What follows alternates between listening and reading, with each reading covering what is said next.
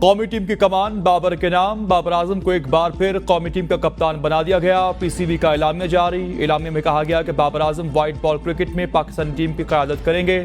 بابر اعظم نے تینوں فارمیٹس کی کپتانی کی کوئی شرط عائد نہیں کی، ایسی خبریں درست نہیں۔ سلیکشن کمیٹی نے بابر اعظم کو کپتان بنانے کی سفارش کی تھی۔ Babar Azam 52 test, 117 one day اور 109 ٹی20 میچز میں پاکستان کی نمائندگی کر چکے۔ بابر اعظم کی کپتانی میں پاکستان نے 42 ٹی20 میچز جیتے۔ گرین شرٹس کو 23 میں شکست کا سامنا کرنا پڑا۔ بابر اعظم گزشتہ سال نومبر میں تینوں فارمیٹس کی کپتانی سے دستبردار ہو گئے تھے۔ سینٹ کی 48 سیٹوں میں سے 18 پر امیدوار بلا مقابلہ منتخب، 11 پر الیکشن خطرے میں ہے، باقی 30 نشستوں پر انتخاب 2 اپریل کو ہوگا۔ خیبر پختونخوا کی صوبائی حکومت مخصوص سیٹوں پر منتخب اراکین سے حلف نہ لینے پر بدستور بازد۔ الیکشن کمیشن نے اراکین کو حلف نہ دلوانے پر خیبر پختونخوا 11 سیٹیں الیکشن ملتوی کا عندیہ دے دیا۔ صوبائی حکومت کا اس معاملے پر پیر کو سپریم کورٹ سے رجوع کرنے کا فیصلہ۔ الیکشن کمیشن نے امیدواران کی حتمی فہرست جاری کر دی۔ سینٹ کی 30 خالی نشستوں کے لیے 59 امیدوار میدان میں ہیں۔ سندھ کی 12، خیبر پختونخوا کی 11، پنجاب کی 5 اور وفاقی دارالحکومت اسلام آباد کی 2 نشستوں پر مقابلہ ہوگا۔ ملک بھر میں بارشوں کا نیا اسپیل، خیبر پختونخوا میں 10 افراد کی جان لے گیا، 12 افراد زخمی ہو گئے۔ جاں بحق افراد میں 8 بچے 2 خواتین شامل، مجموعی طور پر 27 مکانات کو نقصان پہنچا۔ جانی و مالی حادثات پشاور، نوشہرہ، باجوڑ، شانگلہ، مانسیرہ، بنو، محمد، مردان اور شمالی وزیرستان میں رونما ہوئے۔ ملک کے دیگر علاقوں میں بھی اولوں اور شدید بارش سے گندم کی تیار فصل تباہ، سبزیاں اور پھلوں کے باغات بھی متاثر۔ اسلام آباد میں شدید آندھی اور طوفان، درخت جڑوں سے اکھڑ گئے۔ راولپنڈی کے مختلف علاقوں میں بھی موسلادھار بارش ہوئی۔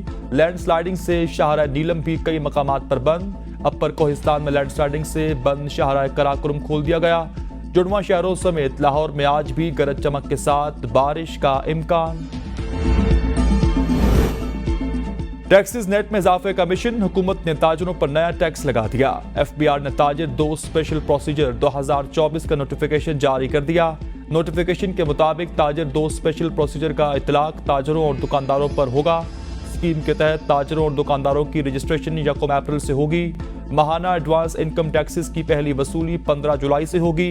اس کی وصولی ہر ماہ کی 15 تاریخ کو کی جائے گی۔ چھوٹے تاجروں، دکانداروں، ہول سیلرز، ریٹیلرز، مینوفیکچررز، کم ریٹیلرز، امپورٹرز اور کم ریٹیلرز پر بھی اسکیم کا اطلاق ہوگا۔ رجسٹریشن کراچی، لاہور، پشاور، راولپنڈی، کوئٹہ اور اسلام آباد میں ہوگی۔ تاجروں اور دکانداروں کے لیے کم از کم ایڈوانس ٹیکسز 1200 ہوگا۔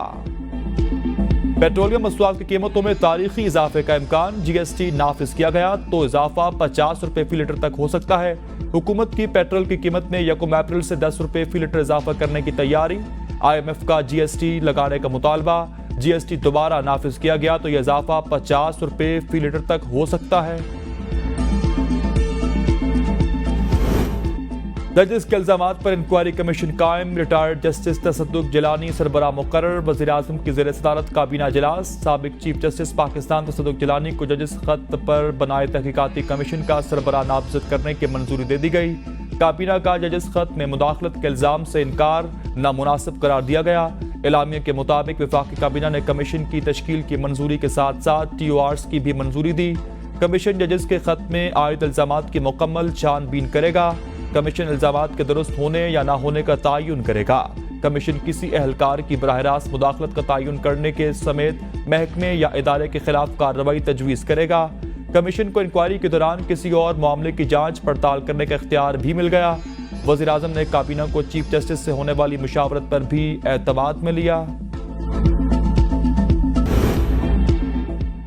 وزیر اعلیٰ پنجاب نے پتنگ بازی کے خاتمے کے لیے شہریوں سے تعاون مانگ لیا۔ مریم نواز نے کہا کہ پتنگ بازی کا خونی کھیل ختم کرنے میں قانون نافذ کرنے والے اداروں کی مدد کریں۔ لاہور کے مختلف علاقوں میں پتنگ کی ڈور پھرنے سے گزشتہ روز بھی 2 افراد زخمی ہوئے۔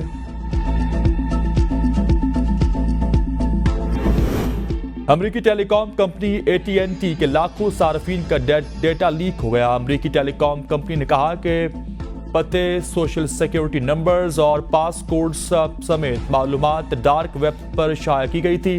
ٹیلی کام کمپنی کے 73 ملین موجود سابقہ صارفین کا ذاتی ڈیٹا آن لائن لیک ہوا۔ लाखों फर्जंदान इस्लाम आज एत्तकाफ बैठने की सआदत हासिल करेंगे।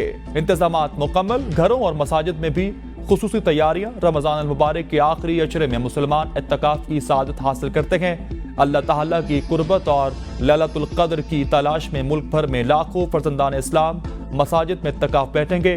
ईद उल फितर का चांद नजर आ जाने के बाद मुत्तफ़िकीन एत्तकाफ खत्म करके अपने घरों को जा सकेंगे।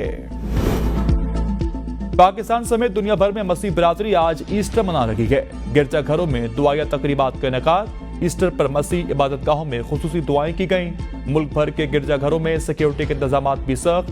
दुआया तकरीबात के बाद दोस्तों और रिश्तेदारों से मुलाकातें। मसीह बिरादरी के अफराद रिश्तेदारों और दोस्तों को केक भिजवा रखे गए।